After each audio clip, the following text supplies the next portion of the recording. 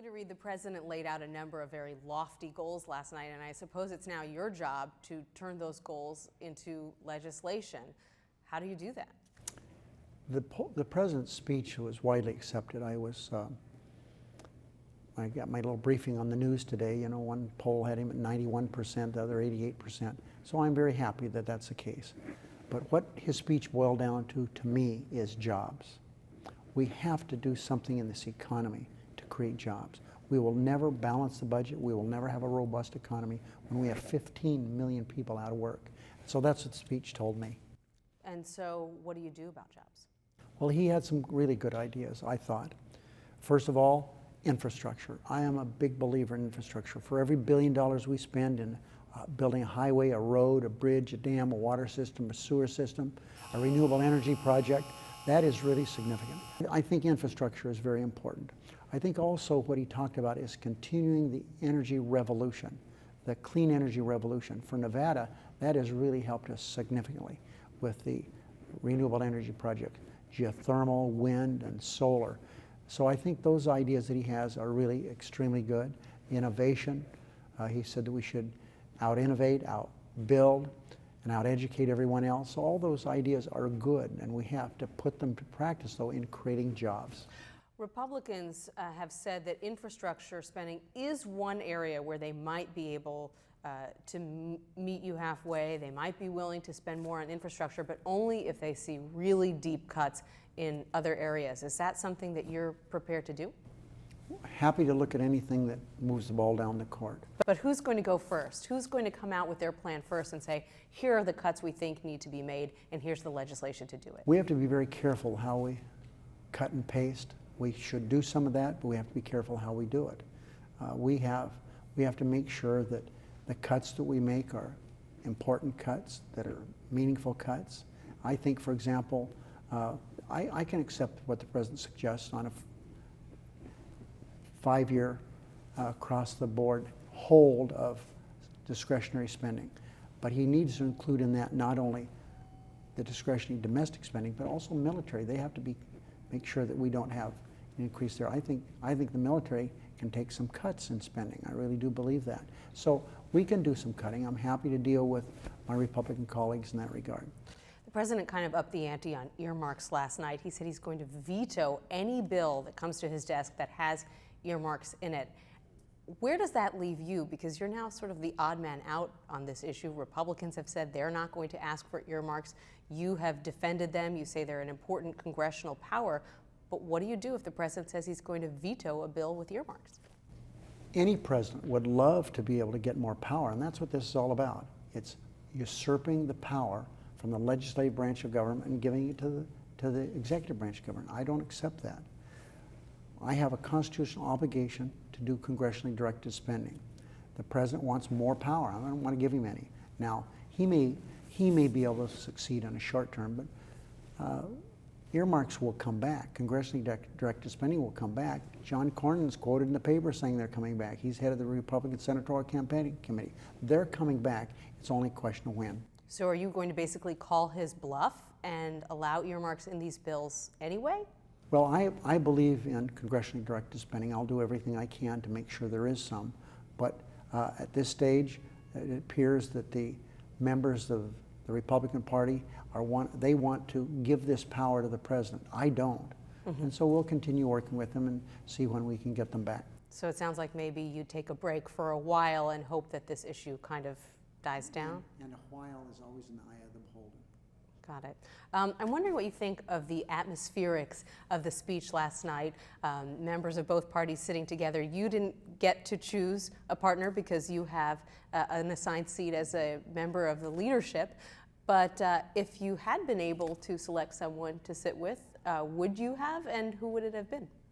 Well, I don't really know. I have this assigned seat, and I'm happy with that. I think last night was really good. I heard John Lewis, a veteran congressman from Georgia, talk about how good he felt about this, and it was good.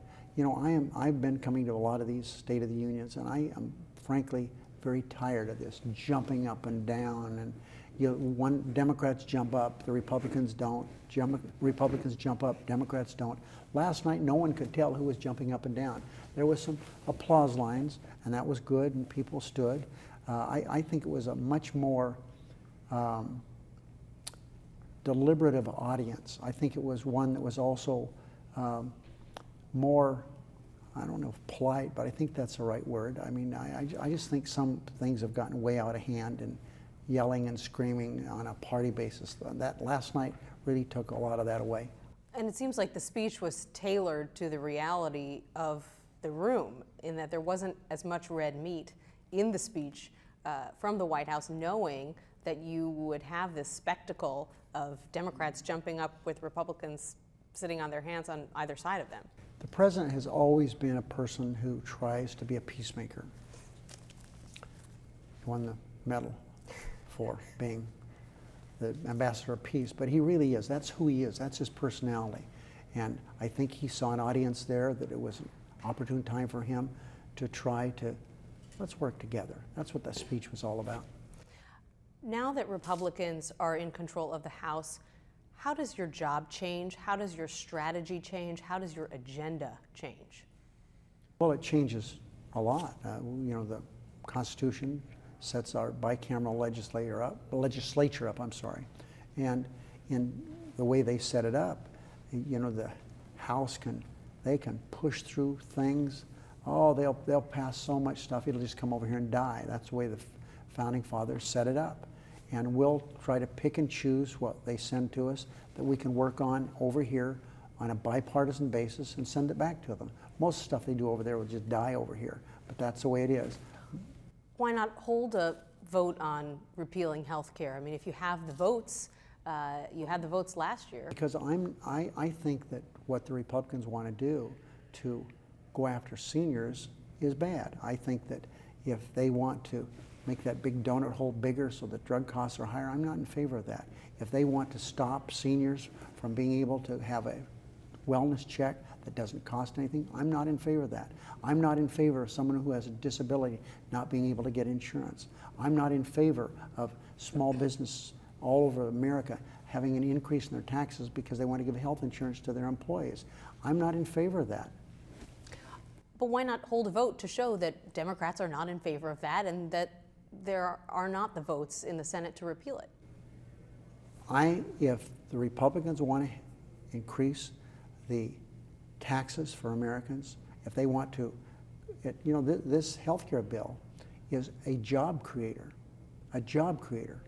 This health care bill is one that is reduced our debt by $238 billion over the first 10 years of its life and $1.3 billion over the next 10 years. The Republicans want to increase the debt by almost $2 trillion in having this vote. I'm not going to be part of that. If they want to have a vote on that, that's their privilege. But I think I'm going to remind everyone within the sound of my voice, and having a vote to do that is increasing taxes for every American and lessening the ability for people who are sick to go to the doctor when they're sick. What's your relationship like with Speaker Boehner? I like John Boehner very, very much. He and I have backgrounds that are not the same but similar. He's a person that I think is a good person. I understand the House. He has a lot of very, very conservative people that gave him his job, and I'm sure that that is going to allow him to be less pragmatic than I think he would want to be, but I like him a lot. Do you think you'll be able to work together? Oh, sure. We've had meetings.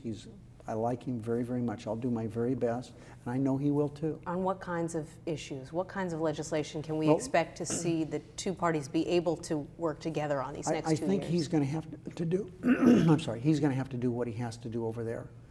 They'll send us stuff over here, and then it's over here where I'll try to work on a bipartisan basis and then craft stuff so that we can send it back to them and they will accept it. So what's at the top of your agenda? Jobs. Jobs is our number one issue. We have to do something to create employment. We cannot have a good economy when we have 15 million people out of work. Mm-hmm. We cannot do anything about really the debt that this country has unless we get people back to work. So what's the first legislative item that you'll look at trying to pass relating to jobs? I'm having a chairman's meeting today at lunchtime, mm-hmm. and every chairman they will make a report on what they can do that will be job creating in their committees. One last question on spending. Republicans have said that they want to cut $100 billion over the next calendar year. How much do you want to cut?